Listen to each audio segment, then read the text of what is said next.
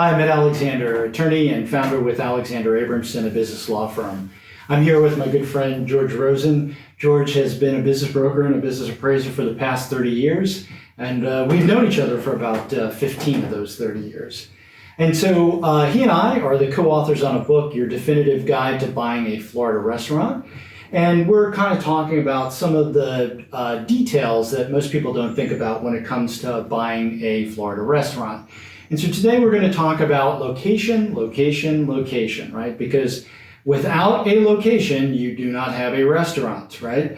And so there's a couple of key things that we really kind of need to think about here. And so we're going to address three of those key things. And I think the first one we're going to talk about is the lease, right? And so talk about the importance of the lease in terms of the restaurant itself. Of course. A restaurant is dependent upon building up a clientele, and if you've got a good thing going, you don't want to have the carpet pulled out from under you. If you're in a shopping center, landlords typically write into leases the ability to relocate you in a shopping center. And if your location is dependent on being visible from the road, you want to make sure that they can't take you away from your client base that way. So another aspect of this would be the ability for the landlord to adjust the rent to market when there's an actual sale, right? So, and the impact of that is obviously that your expenses, they never go down, right? So they will always go up.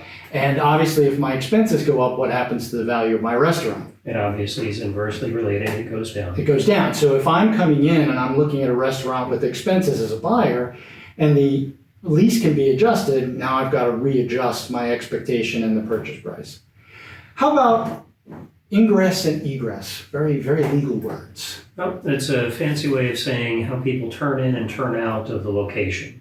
And we've got to pay attention to not only the current drive patterns, but we worry about what are the future drive patterns going to be like. And that begs the question of roadworks. We want to pay attention to what's coming down the pike, literally. If the road is getting widened, I've got a personal experience with a client who bought a location knowing that the roadworks were going to go on. He was anticipating, and he was told, for 12 months. And he built into his financial modeling that he was going to suffer about a 30% decline in sales during that 12-month period.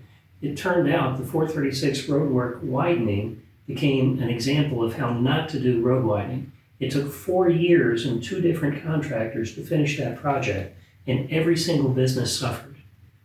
Now, there's a ton of construction going on in Florida these days, right? And so how would I find out if that was going to happen? Well, every single road project is pre-planned years in advance. So you can go online and do a lot of the research, or you can go down to the municipality and ask the questions of whoever the city director is or the county planners.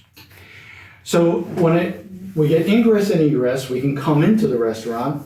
We want to get people into the restaurant from the shopping center, right? What's the next step? I got to park my car. So let's talk a little bit about parking. In a shopping center, we refer to that as the parking field. And your tenant mix determines not only day part. If I'm running a breakfast lunch and I'm beside a high volume driver that's going to have all their business at breakfast time, we're competing for car parks and our customers are going to get frustrated and not come back a second time. And so in terms of the kind of the crossover between the lease and the parking, right?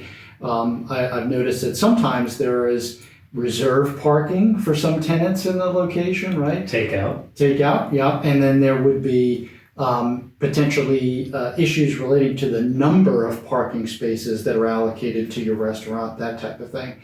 So how would I figure this out? Well, actually going out and counting the car parks and watching the location leading up to, in your due diligence, are you seeing conflict? Are you seeing day parts that are pushing away customers? So boots on the ground, go look at it is really what it amounts to. Yes. Great. Thank you, George. If you like what you saw, be sure to subscribe and hit the bell so you get notified whenever we have another video coming out. Thank you.